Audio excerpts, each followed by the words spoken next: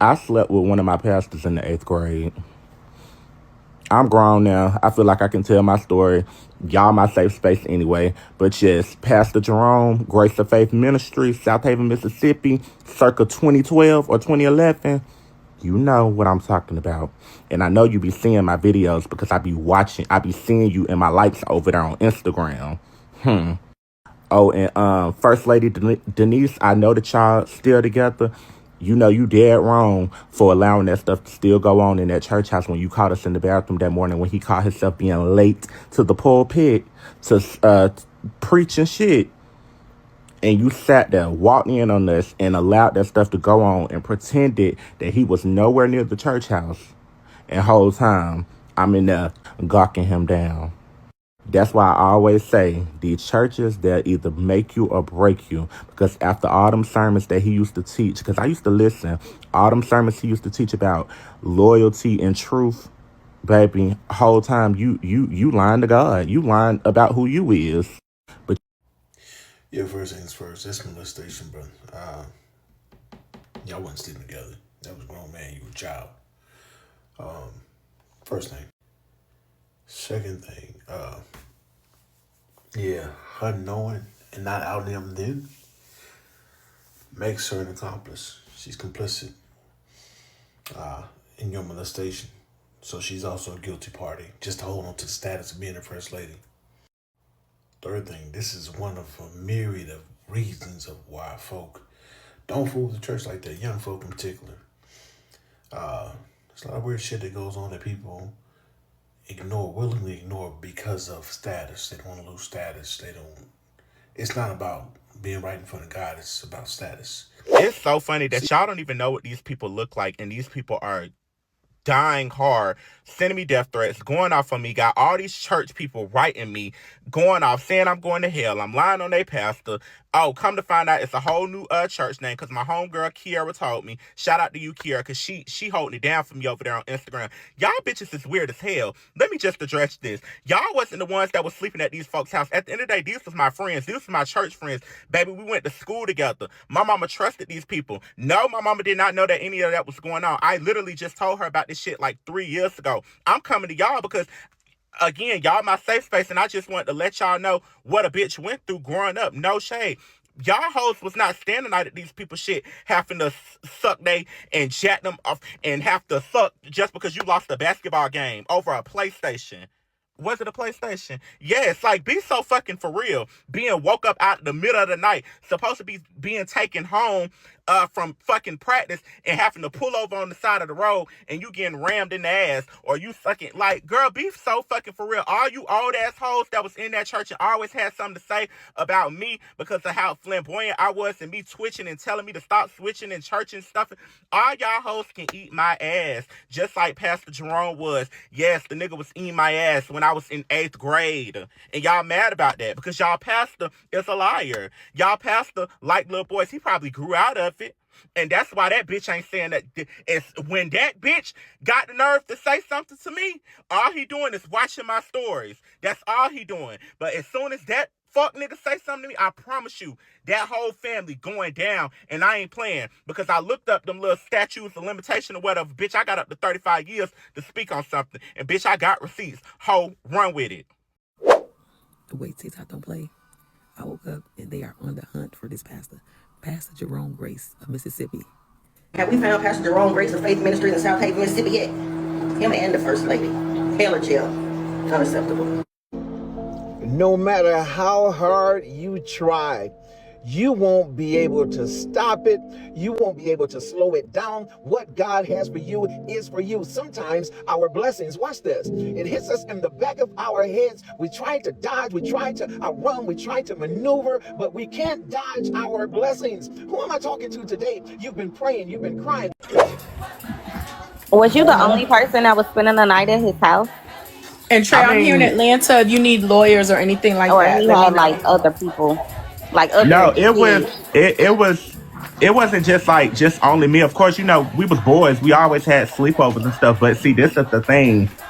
Denise old ass, she was so down my mama throat. Like Because again, I was a part of the step team at the church, and it was an all-girl step team. And my mama like practically begged them for me to be on the step team. Like, this is what my son want to do. My mama has always let me be myself. And I don't know what her issue was. She was just like, he need to stop being around girls. He need to hang with boys. You know, I got boys. He need to be at the house, and you know, all of that extra shit. And that's where it all came from. Good morning, welcome back. This is what we have on Pastor Jerome Grace of Faith Ministries in South Haven, Mississippi. Okay. Now, it's not Pastor Jerome with a wife named Melanie or a wife named Wanda. His wife's name is Denise. They got a son named Jadarius who was allegedly in on the freaky shit. All right. So please, let's not harass innocent people. TikTok, it definitely pushed my video to the right side because I woke up and I was like, what the hell? Y'all did that. All right, but let's not harass innocent people. But the victim was live and said he was healed and moving on, so we may not have further information. I'm going to respect that, all right? But y'all can report here with what y'all found. And if you're part of Group 7, go ahead and give me a follow, all right? Bye. And I know I can't be the only one waiting on everybody to find out who the pastor is and his first lady of the church that's in Mississippi, Faith Havens or something like that, Jerome Grace or Jerome Gay. I'm not sure which one it is, but this is why I say anytime people just be so quick to speak a scripture or just say stuff out the Bible quotes, I just don't be trusting them like that. I don't know why, but I have learned a lot of people that sit in that church and know that Bible like the back of their hand are the most crookedest, meanest, nasty, hateful-hearted people. Did y'all see the story time of the boy who basically said he was in the 8th grade when his pastor made him give him you know what, and said that the first lady walked in on this taking place and did not stop it, did not say anything, did not address the issue. She just simply walked back into the church and basically said, like, if you could lie to us, you could lie to God, or somewhere up in that midst. But that's why I say, like, people be thinking it's a joke. You have to watch your children around everybody. You in the 8th grade, you giving the pastor, somebody who is walking and leading, supposed to be for God. And this is the type of stuff he's doing to the children. And I'm quite sure it wasn't just him. And like he said, the pastor, first lady, was, you know, you could hear it in her voice, she was in tears, but that wasn't even his first time doing that to him. That was just the first time he got caught. So just imagine all the other kids that was in the church that experienced this same thing. And this is why I say I don't care how godly people supposed to be, I still be watching them. I still keep a close eye on them. But this is crazy. Have y'all heard about this? Let's talk about this in the comments. I said I was gonna call you back. So, you remember that man? And he had got online, and he had said that when he was in the 8th grade, him and his pastor were having sex. Yeah, still a crime, by the way. Yeah, okay. So he came back online, and he made a follow-up video. I said, what? So I'm sitting there watching the video, and he says, let me address this real quick. He's like, I don't even know these people. He's like, I was in church growing up. These were my church friends. My family trusted these people. It's like, but y'all talking all this shit, and y'all were the ones sucking dick and taking it up the ass. I said, what? Yeah. He said that ever since he put that video out, people have been making threats from the church. I said, what? Jesus wasn't like that? Yeah. And why are y'all defending this man if he is a predator and he is still in that pulpit? Yeah. So I did a little bit of investigation. Apparently, they changed the name of the church. And apparently, there are other victims coming out ever since he made that video. I said, what? Scandal. Yeah. If I find out more, I'll call you back.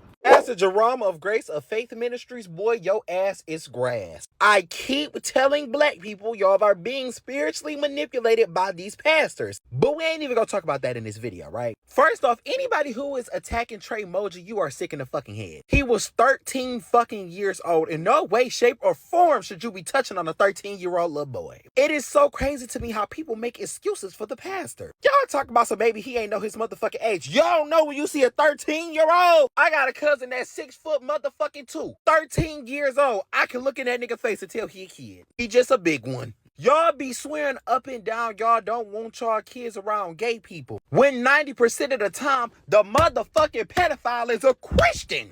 9 times out of 10, the person that's gonna harm your child is a person with a cross on, dodo. And then people calling this boy sending death threats. Let something happen to him. Let anything happen to that boy. I swear for God, y'all going straight to hell with gasoline draws, you lobster back cheap church hat having asshole. Y'all always talk about it's an attack on Christianity. Ain't nobody attacking Christianity. We calling y'all out on y'all bullshit. Christianity ain't the problem. It's Christians.